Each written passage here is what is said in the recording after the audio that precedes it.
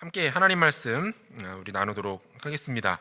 출애굽기 17장 말씀입니다. 출애굽기 17장 8절에서 16절까지 말씀을 우리가 함께 나누도록 하겠습니다. 출애굽기 17장 8절에서 16절까지 말씀입니다. 한 절씩 교독하고 마지막 절 함께 읽겠습니다. 그때 아말렉이 와서 이스라엘과 르비딤에서 싸우니라. 모세가 여호수아에게 이르되 우리를 위하여 사람들을 택하여 나가서 아말렉과 싸우라. 내일 내가 하나님의 지팡이를 손에 잡고 산 꼭대기에 서리라. 여호수아가 모세의 말대로 행하여 아말렉과 싸우고 모세와 아론과 훌은 산 꼭대기에 올라가서 모세가 손을 들면 이스라엘이 이기고 손을 내리면 아말렉이 이기더니 모세의 팔이 피곤함에 그들이 돌을 가져다가 모세의 아래에 놓아 그가 그 위에 앉게 하고 아론과 훌이 한 사람은 이쪽에서 한 사람은 저쪽에서 모세의 손을 붙들어 올렸더니 그 손이 해가 지도록 내려오지 아니한지라. 여호수아가 칼날로 아말렉과 그 백성을 쳐서 무찌르니라. 여호와께서 모세에게 이르시되 이것을 책에 기록하여 기념하게 하고 여호수아의 귀에 외워 들리라. 내가 아말렉을 없이하여 천하에서 기억도 못하게 하리라. 모세가 제단을 쌓고 그 이름을 여호와 니시라 하고, 함께 읽겠습니다. 이르되 여호와께서 맹세하시기를 여호와가 아말렉과 더불어 대대로 싸우리라 하셨다 하였더라. 아멘. 중국의 고전 삼국지에 보면 죽은 공명이 산 중달을 이긴다라는 말이 나옵니다. 배경은 이렇습니다. 제갈량이 이끄는 총나라와 사마의가 이끄는 위나라가 대립을 하고 있었습니다. 제갈량이 사망했다는 소식이 어느 날 들려옵니다.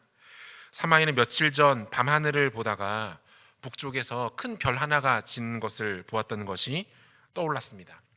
여러 가지 정황으로 미루어 봤을 때 제갈량의 죽음은 사실처럼 보였습니다. 그는 즉시 전군에 총공격령을 내립니다.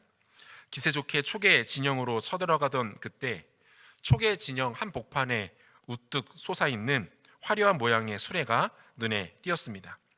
그 수레를 자세히 살펴본 사마이는 그만 눈이 휘둥그레지고 말았습니다.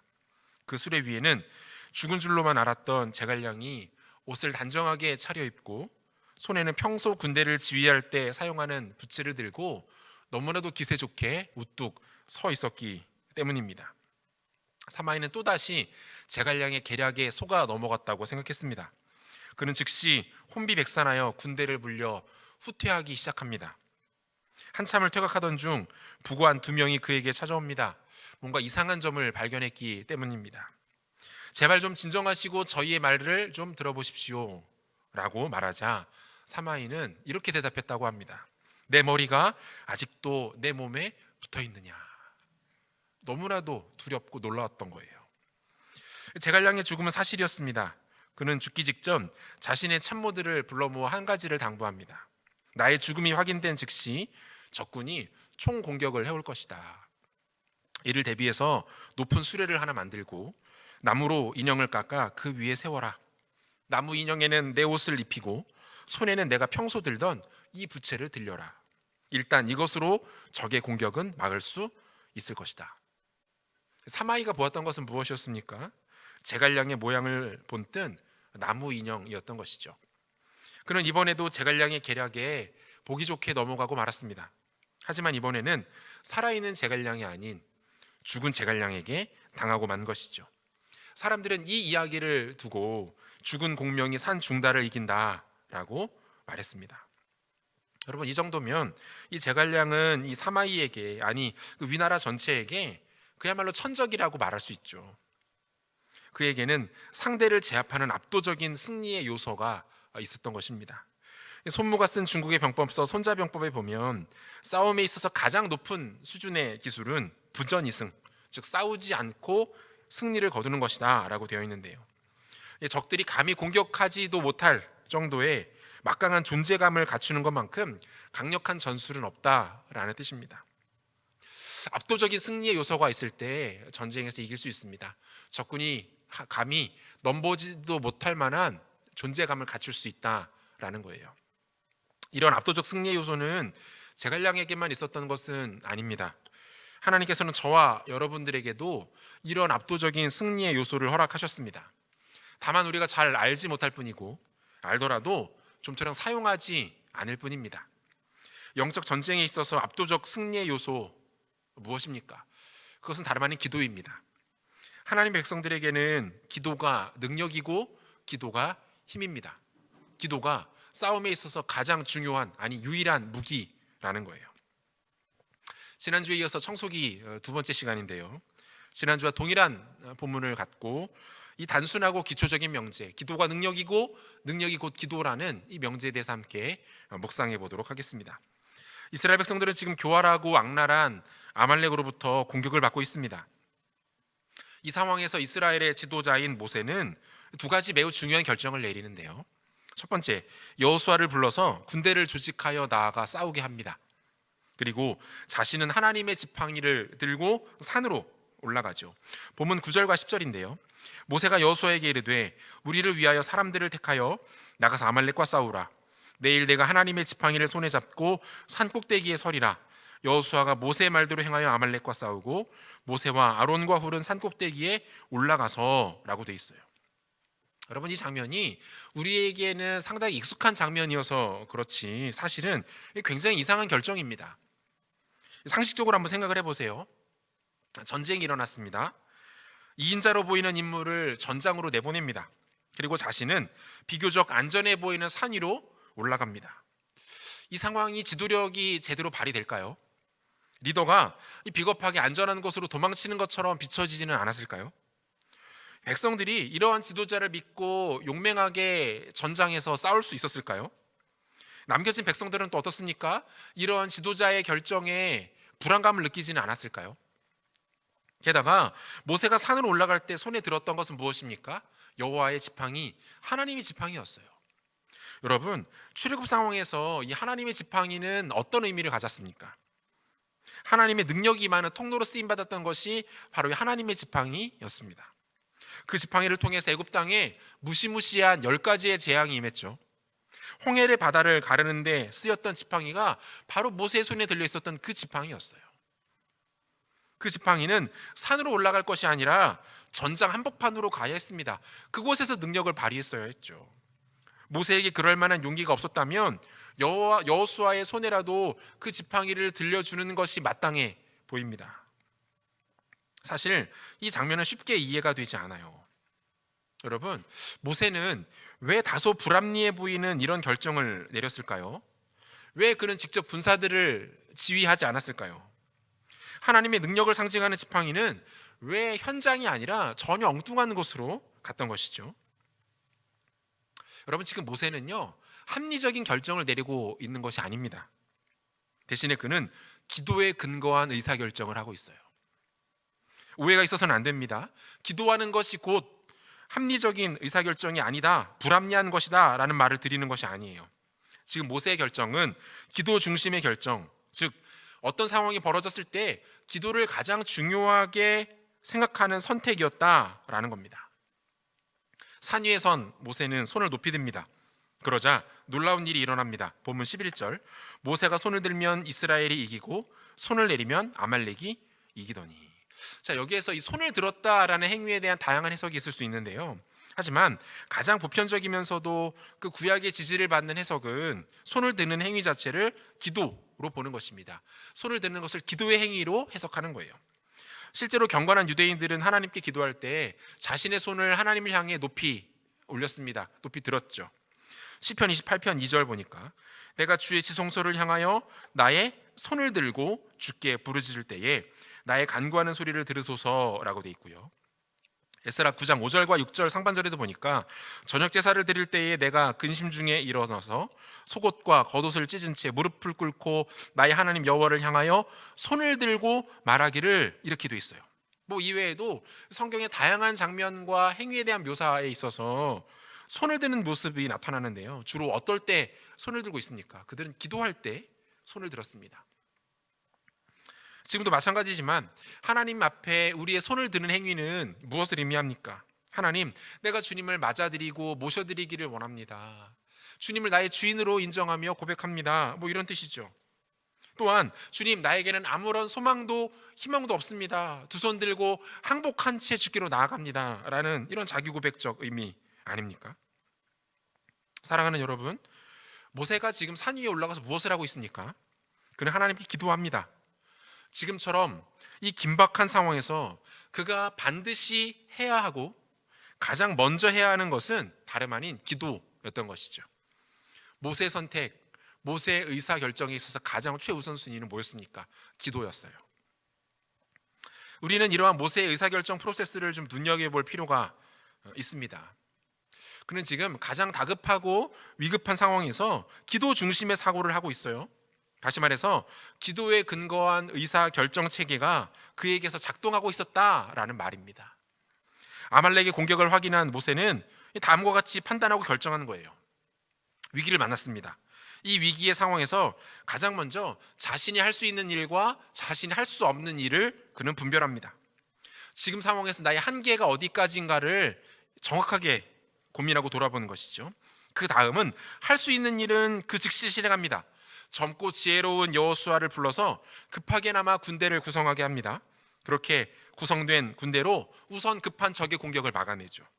하지만 이것으로는 아말렉의 그 파상 공세를 물리칠 수가 없었습니다. 그저 임시 방편일 뿐이었죠. 그래서 모세는 어떻게 합니까? 자신이 할 수 없는 것은 하나님께 가지고 올라갑니다. 이 전쟁의 승패가 산 아래에서 벌어지는 전투로 결정되지 않는다라는 것을 그가 정확하게 알고 있었기 때문에 그래요. 이 전쟁의 승리를 가능하게 하시는 분이 오직 여호와 하나님 한 분뿐이다라는 것을 그는 정확하게 꿰뚫어 보고 있었던 것이죠. 사랑하는 여러분, 바로 이 의사결정 과정이 우리 가운데 필요합니다. 그리고 저와 여러분에게도 이처럼 모세와 같은 슬기로운 의사결정 과정이 우리 가운데도 있기를 원해요. 사실 우리는 대부분 어디에서 실패합니까? 내가 할 수 있는 것과 할 수 없는 것을 구분하는 데서부터 우리는 실패하지 않습니까? 내가 노력해서 해내야 할 것들을 하나님께 떠넘깁니다. 하나님 이거 해주십시오. 이거 부탁합니다. 반대로 정작 하나님의 도우심을 구해야 하는 것들은 끝까지 붙잡고 고집부리면서 놓으려고 하지 않아요. 첫 단추를 끼우는 것에 실패합니다. 그 다음은 불을 보듯 뻔한 것이죠. 해야 할 일을 하지 않습니다. 또한 엎드려 기도하며 하나님의 은혜를 구하지 않아요. 전쟁에 나가서 절대로 승리할 수 없습니다. 의사결정 프로세스 자체가 완전히 잘못되었기 때문입니다. 하나님의 백성들은 모든 일에 있어서 기도가 중심이 되는 의사결정 체계를 만들어야 합니다. 그리고 그것을 반복하며 훈련해야 합니다. 청년의 때에 우리가 해야 될 가장 중요한 일 중에 하나가 바로 이것입니다. 기도를 중심으로 한 의사결정 체계를 만들어가는 것. 나에게 어떤 일이 닥쳤을 때 그 상황에서 내가 할 수 있는 것과 할 수 없는 것을 분별해내고 그것에 대해서 철저하게 하나님께 내어 맡기는 훈련을 해 나가야 하는 것입니다. 이것이 승리의 방법이라는 거예요. 위기를 만나면 늘 우왕좌왕하던 제자들이 성령을 경험하자 완전히 달라집니다. 이제는 더 이상 위기 앞에 당황하거나 두려워하지 않습니다. 대신에 그들은 기도하기 시작합니다. 사도행전 12장 5절 보니까요. 이에 베드로는 옥에 갇혔고 교회는 그를 위하여 간절히 하나님께 기도하더라 라고 되어 있어요. 그 예루살렘 교회의 지도자였던 베드로가 옥에 갇히게 됩니다. 이 그야말로 비상 상황 아닙니까? 지도자의 부재 상황이 있었고 교인들과 교회 전체가 위험에 처하게 된 거예요. 이러한 상황에서 교회는 어떻게 반응합니까? 이 성도들은 어떻게 반응합니까? 그들은 베드로를 위하여 간절히 기도합니다. 여러분 이 말씀에서 보면요, 베드로는 옥에 갇혔고라는 표현과 교회는 그를 위하여 하나님께 간절히 기도하더라 라는 표현 사이에 다른 그 어떤 표현들이 발견되지 않아요. 다른 그 어떤 묘사가 나타나지 않습니다. 그들이 당황하다가 결국은 기도했더라, 두려움 끝에 기도했더라, 여러 방법을 사용하다가 모두 실패하니까 그때 가서야 기도했더라 라고 말하지 않아요. 그들은 아주 능수능란한 조교처럼 위기를 만나자 곧바로 모두를 전환하여 하나님께 기도하기 시작합니다. 사도행전 13장에 보면요, 안디옥 교회의 고민이 나타나요. 비록 위기 상황은 아니었지만 그들은 지금 매우 중대한 결정을 내려야 하는 상황에 놓여 있습니다. 교회의 반응과 선택 무엇이었습니까?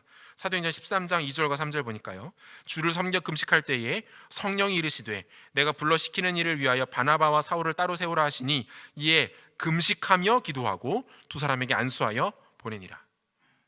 여러분 지금 이 상황이 어떤 상황이죠? 안디옥 교회가 선교사를 파송하기 위해서 준비하는 과정인데요. 누구를 어떻게 파송해야 할지 알지 못할 때 그들이 한 것은 무엇이었습니까? 지도자들이 머리를 맞대고 회의하지 않았습니다. 토론하면서 의견을 모으지 않았어요. 그들은 즉시 하나님 앞에 기도합니다. 중요한 결정의 문제가 생기자 그들은 다른 것 하지 않아요. 그들은 기도합니다. 사랑하는 여러분, 하나님 백성의 수준은 바로 여기서 결정되는 거예요. 어떤 상황이 벌어졌을 때 그 상황이 있고 나서 그 사람이 기도하는 데까지에 걸리는 시간, 저는 이 시간을 기도 로딩 시간이라고 부르고 싶은데요. 이 기도 로딩 시간과 그 사람의 영적 수준은요 정확하게 반비례합니다. 기도 로딩 시간이 짧으면 짧을수록 그 사람은 어떤 사람입니까? 하나님 앞에 성숙한 사람이에요. 잘 훈련된 사람이에요. 반대로 이 기도 로딩 시간이 길어지거나 아예 로딩되다 멈춰버리면 그는 아직 영적인 초보 단계에 있는 사람이 분명합니다. 교회를 몇 년을 다녔든지 어떤 자리에서 어떻게 섬겼던지 그것은 중요한 게 아니에요. 기도 로딩 타임, 여러분 이것이 중요합니다. 이것이 짧을수록 그는 하나님 앞에 성숙한 사람이에요. 영적인 실력 있는 사람입니다. 어떤 상황이 벌어졌습니까? 혹시 중요하게 여러분들의 인생 가운데 결정해야 될 문제가 생겼습니까? 여러분, 기도를 로딩 시키십시오. 기도가 여러분들에게 있어서 중요한 의사결정 과정의 핵심이 되도록 만드십시오. 하나님의 백성들에게 기도는 전투에서 승리하기 위한 가장 좋은 도구이고 전략입니다. 저 어느 글을 읽다가 기도에 대한 다음과 같은 문구를 본 적이 있어요. 들어보십시오. 마귀의 한 가지 관심은 그리스도인들이 기도를 하지 못하게 하는 것이다. 마귀는 기도 없는 성경 공부, 기도 없는 봉사, 기도 없는 종교의식을 결코 두려워하지 않는다. 마귀는 우리의 수고를 비웃고 우리의 지혜를 조소하지만 우리가 기도할 때에 두려워 떤다. 사람들은 우리의 호소를 일축하고 우리의 복음을 거절하고 우리의 주장을 반대하고 우리의 성도됨을 경멸할 수 있을지는 모르지만 우리의 기도에 대해서는 꼼짝하지 못한다. 여러분, 이겁니다. 이거예요.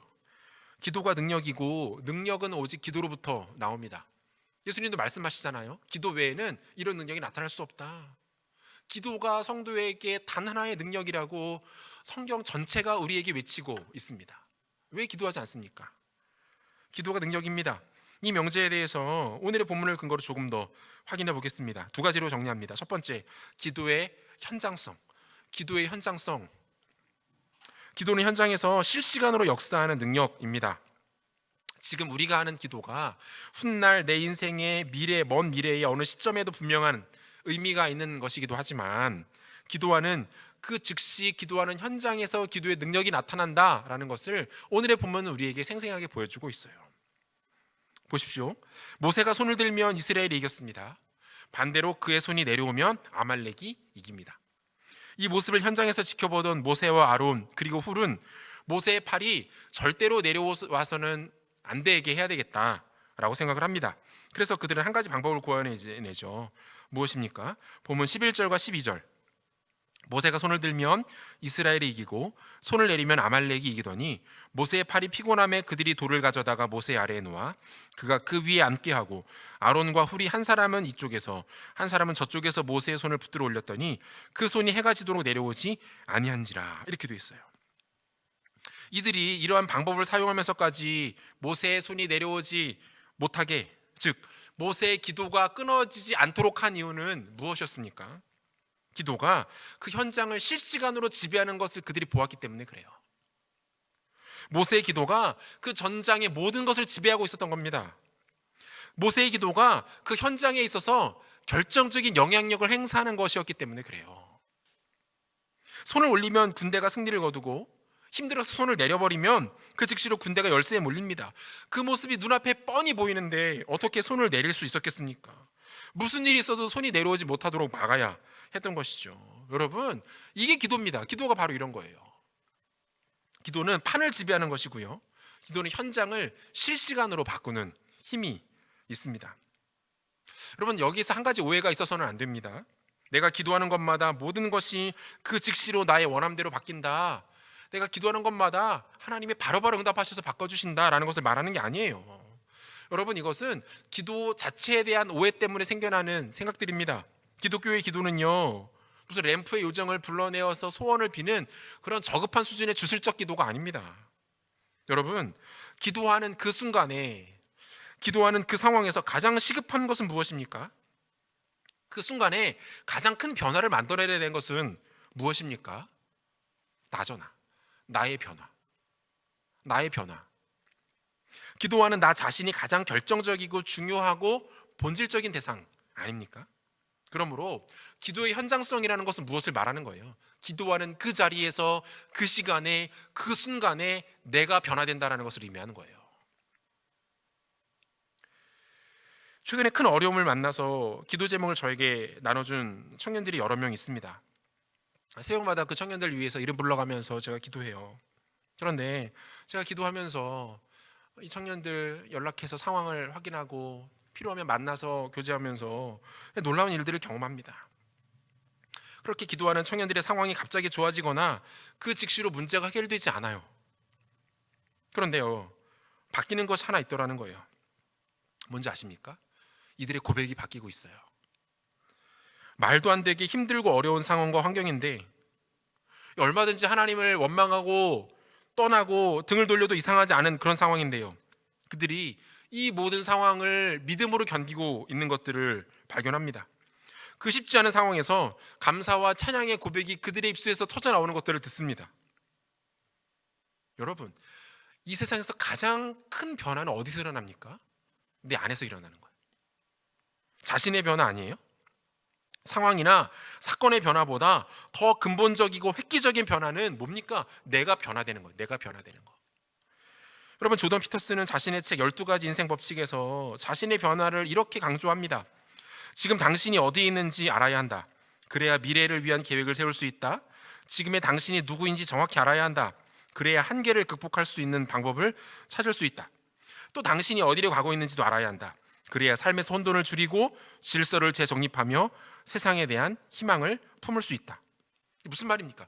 자신에 대한 변화, 이것이 한 사람의 인생과 나아가 세상을 바꾸는 힘이라고 말하고 있는 것 아니에요? 내가 변화되면 굉장히 많은 것들이 변화된다라는 거예요. 여러분, 십자가를 앞두신 예수님은 겟세마네 동산에 오르셔서 이렇게 기도하십니다. 누가복음 22장 42절. 예수의 아버지여, 만일 아버지의 뜻이거든 이 잔을 내게서 옮기시옵소서. 그러나 내 원대로 마시옵고 아버지의 원대로 되기를 원하나이다 하시니. 여러분, 예수님의 이 기도가 위대한 이유가 어디 있습니까? 그저 예수님께서 하신 대표적인 기도이기 때문입니까? 예수님이 그 간절하게 피눈물을 쏟으시면서 기도했기 때문에 위대한 겁니까? 아니에요. 이 기도의 핵심은요, 이 기도가 예수님 자신을 변화시켰다는 데 있습니다.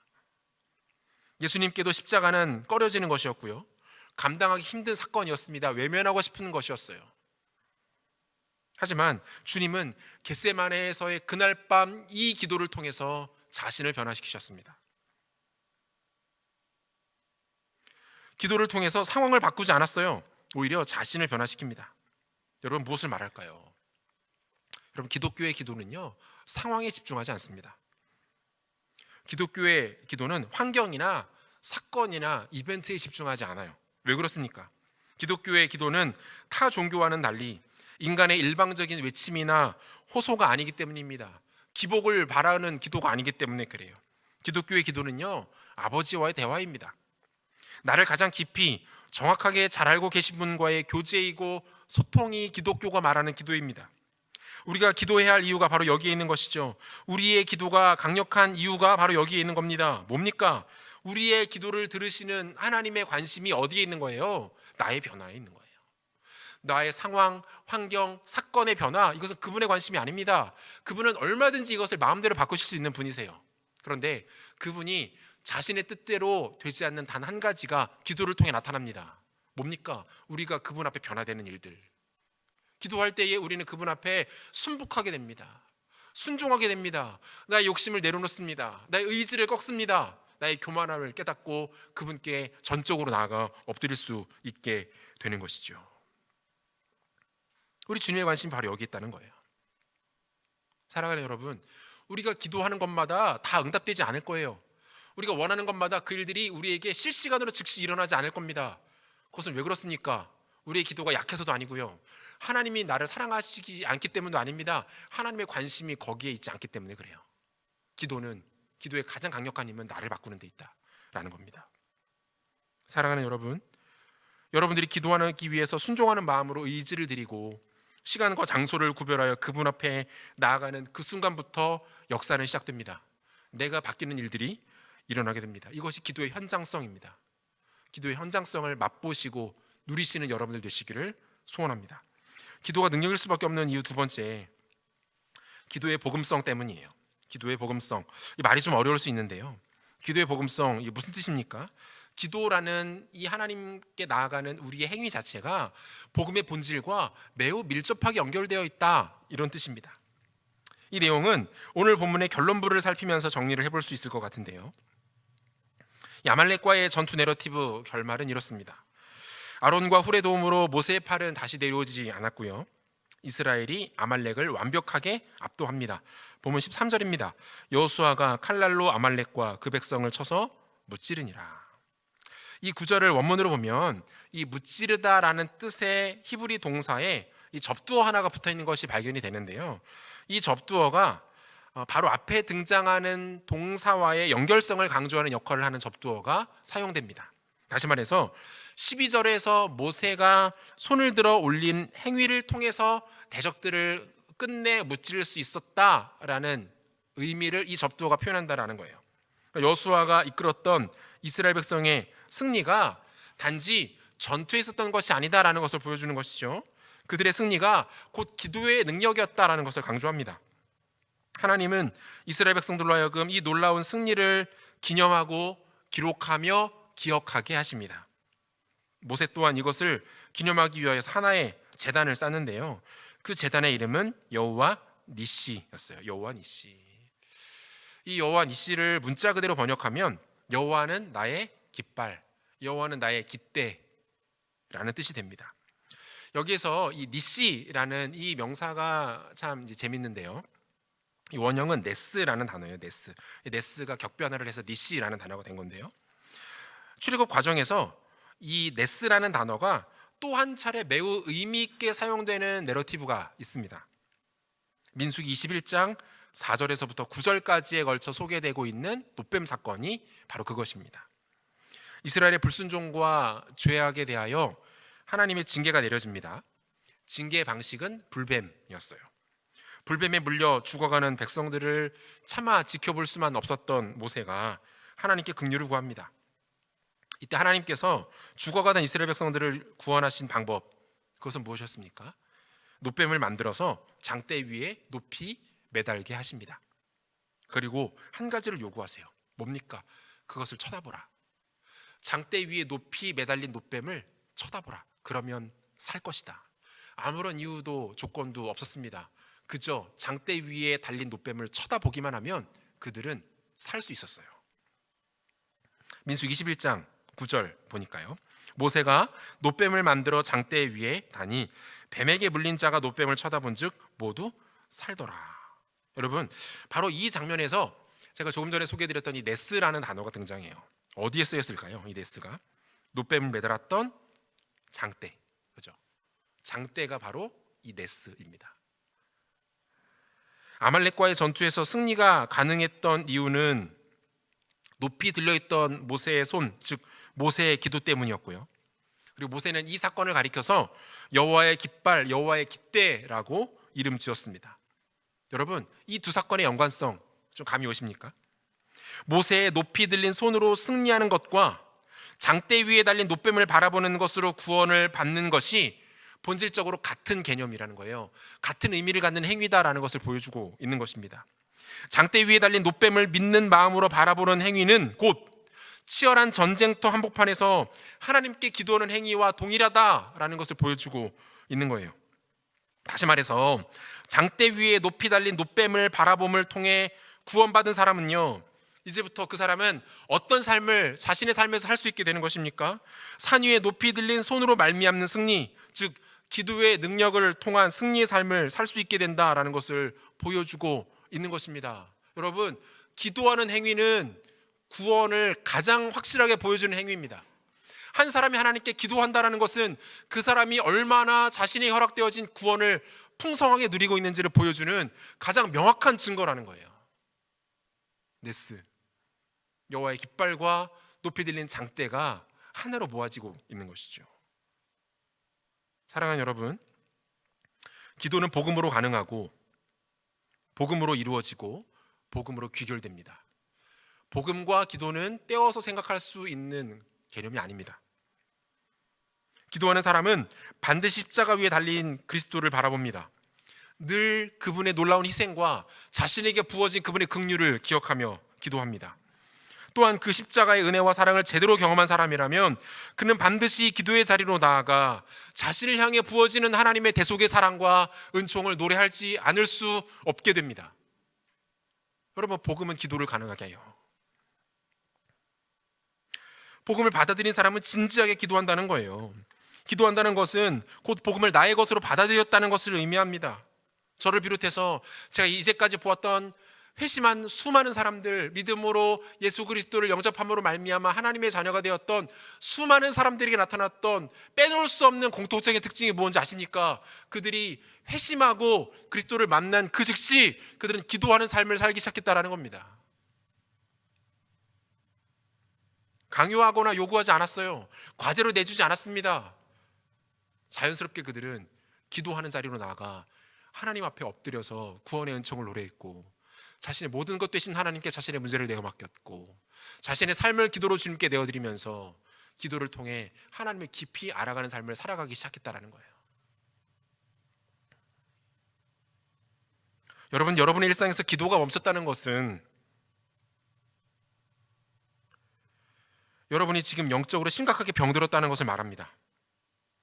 여러분의 삶에서 기도에 대한 간절함이 사라졌다는 것은 여러분이 지금 영적으로 심각하게 오염되었다는 것을 의미하는 거예요. 여러분에게 복음이 무엇인지, 복음이 어떤 의미가 있고 나는 그것을 얼마나 진지하게 받아들이고 있는지 긴급하게 점검해 보아야 합니다. 기도 따로 복음 따로 그런 기독교는 세상에 없습니다. 기도는 복음을 근거로 가능한 것입니다. 복음은 자연스럽게 기도를 가능하게 하고 기도는 복음을 더욱 능력 있게 만듭니다. 19세기 청교도 목회자였던 존 라일은 이런 말을 합니다. 죄는 기도를 죽이고 기도는 죄를 죽인다. 우리의 기도가 자리를 더해가고 우리가 기도에 힘쓸수록 여전히 우리 안에 도사리고 있는 죄의 세력들은 치명적인 공격을 받습니다. 우리 안에 기도가 쌓여가고 기도가 풍성해질수록 우리 내면에서 온갖 악취를 풍기고 있는 그 죄들은 말라 죽게 될 겁니다. 고사하게 될 거예요. 그리고 우리는 복음의 본질적인 가치인 거룩함을 회복할 수 있게 되는 것이죠. 주 안에 사랑하는 여러분, 복음을 더 깊이 누리기를 원하십니까?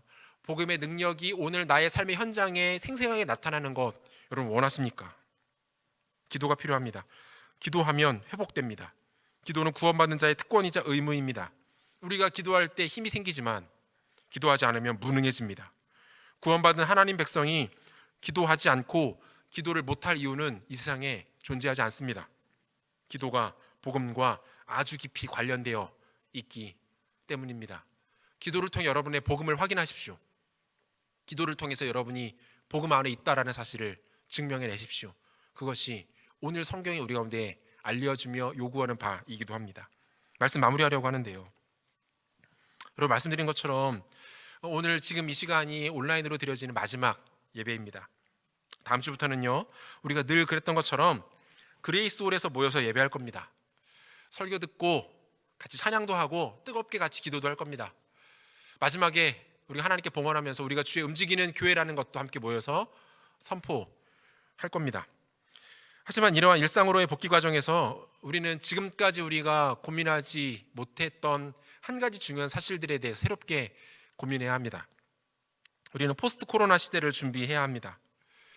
여러분 모르긴 해도 코로나 이전의 세상과 이후의 세상이 동일할 것 같지는 않습니다. 많은 것들이 바뀌게 될 수 있습니다.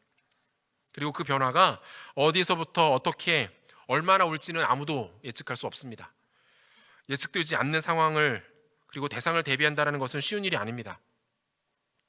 그래서 여러분 우리에게 지금이 비로소 이 무기가 꺼내져야 할 때입니다. 기도입니다. 모세가 활용했던 바로 그 도구입니다. 여러분, 이번 한 주간 다음 주부터 시작될 현장 예배를 위해서 같이 마음을 모아 기도해 주십시오. 그럼 식사 기도하실 때에도 10초를 더해서 기도해 주십시오. 여러분들이 루틴하게 기도하는 그 기도의 자리에서도 다음 주 예배를 위해서, 그 이후에 공동체와 우리의 교회를 위해서 기도해 주시기를 바랍니다. 기도를 통해서 이 위기를 뚫고 나가는 경험을 온 공동체가 함께 하기를 원하고, 기도를 통해서 이 위기를 뚫어낸 주의 백성들이 얼마나 강력한지를 세상 가운데 보여주기를 원합니다. 기도를 통해서 원수 마귀가 우리를 건드리지 못하도록 승리 요소를 갖추는 모습들이 우리 가운데 필요합니다. 이번 한 주간 기도로 일어납시다. 기도로 무장합시다. 기도로 하나님의 능력을 갖춥시다. 하나님의 백성들이 기도할 때 강해집니다. 기도할 때 실패하지 않습니다. 이 능력과 실패가 없는 자리로 여러분들을 초대합니다. 이 기도의 자리에서 하나님의 능력을 온전히 맛보는 우리 모두가 되시기를 우리 주 예수 그리스도 이름으로 축원합니다. 같이 기도하겠습니다. 이 시간 주신 말씀 기억하면서 한번 기도했으면 좋겠는데요. 이 시간 기도할 때에 여러분, 지난 한 주간 우리의 기도하지 못했던 모습에 대해서 회개합시다. 우리가 하나님을 더욱더 신뢰하고 의지하고 하나님을 찾지 않았던 우리의 영적 나태함과 게으름에 대해서 내려놓으십시다. 그리고 하나님께 은혜를 구합시다. 하나님, 우리가 영적으로 나태하고 게을러서 기도하지 못했습니다. 다른 많은 것들, 썩어 없어질 것들에 많은 시간을 쏟았지만 정작 영원한 가치에 대하여 우리의 의지와 마음과 정성을 들이지는 못했습니다. 하나님, 용서하여 주옵소서. 그리고 회복시켜 주시옵소서. 기도의 자리를 되찾기를 원합니다. 기도의 자리를 만들어가기를 원합니다. 기도의 자리를 쌓아가기를 원합니다. 기도의 자리에서 하나님 만나고 하나님 능력을 경험하고 살아계신 주를 깊이 경험하는 은혜를 허락하여 주시옵소서. 우리 연약한 건 나태함에 대하여 기도 회개하시고 은혜를 구하면서 함께 기도합시다. 기도하겠습니다. 하나님 아버지, 감사합니다. 하나님, 은혜를 베풀어 주시옵소서. 아버지, 하나님 불쌍히 여겨 주시옵소서. 하나님, 우리의 나태함과 영적 게으름을 하나님 주 앞에 내려놓습니다. 아버지, 하나님, 우리가 세상에 썩어 없어질 것들, 무가치 않은 것들에 많은 시간과 열정과 에너지를 쏟았지만 정작 하나님 앞에 영원한 가치, 가장 능력 있는 것에 우리의 마음과 시간을 쏟지 못했음을 고백합니다. 아버지 하나님, 우리를 용서하여 주시옵소서. 우리가 믿음 없어서, 우리 가운데 게을러서, 우리가 더 지혜롭지 못하여서 기도하지 못했고 하나님, 기도가 아닌 다른 것을 선택했음을 주님 고백합니다. 아버지, 은혜를 베풀어 주시고 불쌍히 여겨주시고 우리의 기도 자리를 회복시켜 주시옵소서. 우리의 기도가 다시 한번 살아날 수 있도록 하나님 역사하여 주시옵소서. 아버지, 기도하는 무릎을 세워주시고 기도의 능력을 더하여 주시고 기도의 감격을 하나님, 우리의 감동을 우리에게 더하여 주시고 기도의 영을 부어주셔서 하나님, 우리의 삶의 자리에 기도의 자리가 세워질 수 있도록 축복하여 주시옵소서. 엎드려 기도하게 도와주시고 기도가 더 깊어지고 풍성해지며 견고해질 수 있도록 아버지 함께하여 주시기를 원합니다. 기도함을 통하여서 살아계신 하나님의 능력을 맛보기를 원합니다. 기도를 통하여서 살아계신 하나님께 더 가까이 더 깊이 온전히 나아가기를 원합니다. 사랑하는 주님, 은혜를 베풀어 주옵소서. 긍휼을 여겨 주시옵소서. 불쌍히 여겨 주시옵소서. 우리를 변화시켜 주시옵소서. 일으켜 주시옵소서. 우리 새롭게 해주시기를 주님 간절히 소망하며 기도합니다. 오 하나님, 함께하여 주시기를 원합니다. 하나님 베풀어 주옵소서. 우리 한 번 더 기도할 때에는요, 우리 모세의 반응이 우리의 반응 되기를 원합니다. 그가 위기를 만나고 어려움을 겪었을 때 그는 기도 위주로 자신의 의사결정 체계를 만들어 갔던 아주 지혜로운 사람이었습니다. 우리에게도 이 경건하고 지혜롭고 거룩한 습관이 생겨나기를 축복합니다. 이 시간 기도하실 때에 하나님, 우리 가운데 기도를 중심으로 한 의사결정 체계가 만들어질 수 있도록 은혜를 베풀어 주시옵소서. 내 힘으로 하려고 하지 않고 세상의 방법 동원하지 아니하고 문제가 생겼을 때에, 중요한 결정 앞에서 어려움 만났을 때에 허둥지둥하고 우왕좌왕하는 것 아니라 기도로 하나님께 앞에 나아가 하나님께 묻고 하나님의 지혜를 구하고 하늘의 능력을 공급받는 우리들 될 수 있도록 축복하여 주옵소서. 함께 기도합시다. 하나님 아버지, 감사합니다. 하나님, 오늘 말씀을 통하여서 우리가 하나님 도전받습니다. 하나님, 교훈 들었습니다. 하나님, 한 가지를 깨닫게 됩니다. 기도를 중심으로 하는 의사결정 체계가 우리 가운데도 만들어질 수 있도록 은혜를 베풀어 주시옵소서. 모세가 아말렉과의 전투에서 그를 하였던 것처럼 하나님, 우리에게도 아버지 하나님, 기도를 중심으로 사고하고 기도를 중심으로 결정하고 기도를 중심으로 고민하는 이 기도를 중심으로 하는 거룩한 의사결정 체계가 만들어질 수 있도록 하나님, 은혜를 베풀어 주시길 간절히 소망하며 기도합니다. 나의 방법 동원하지 않게 도와주시고 세상적인 방법 쓰지 않도록 도와주시고 하나님 앞에 깨어있어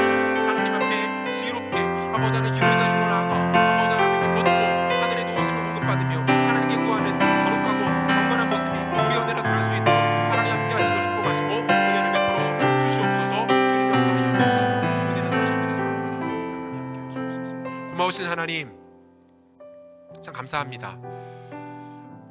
우리 가운데 주어진 삶의 무게가 너무나도 무거워서 한 발을 내딛는 것조차 두렵고 무엇을 어떻게 결정해야 할지 알지 못해 여전히 막막한 가운데 있는 사랑하는 주의 백성들에게 오늘 말씀을 통해서 다시 한번 우리 가운데 명쾌한 해답이 있음을 알게 하시니 감사합니다. 우리 가운데 절대로 꺾을 수 없는 압도적인 승리 요소가 있다는 사실을 다시 한번 깨우쳐 주심 또한 감사함을 드립니다. 사랑하는 주님, 위기와 어려움을 만났을 때에 모세가 보였던 반응을 다시 한번 기억합니다. 그는 자신이 할 수 있는 것과 할 수 없는 것을 정확하게 분별해냅니다. 자신이 할 수 없는 영역에 대해서는 철저하게 하나님께 가지고 나아가 하나님께 내어 맡기고 기도했습니다. 하나님의 도우심을 구했습니다. 하나님의 능력을 동원하기를 원했습니다. 하나님, 이 지혜로운 결정과 과정이 사랑하는 청년들의 삶 가운데도 나타나고 발휘될 수 있도록 주님 축복하여 주시옵소서. 하나님, 기도가 다른 것이 아닌 나를 바꾸는 능력임을, 기도가 우리의 복음을 가장 명확하게 드러내고 설명해 주는 것임을 다시 한번 확인하게 됩니다. 하나님 아버지, 기도할 때에 예수님 그리 하셨던 것처럼 하나님, 나의 뜻이 아닌 아버지 뜻대로 되기를 원합니다라는 이 고백이 우리 가운데 있게 하여 주옵소서.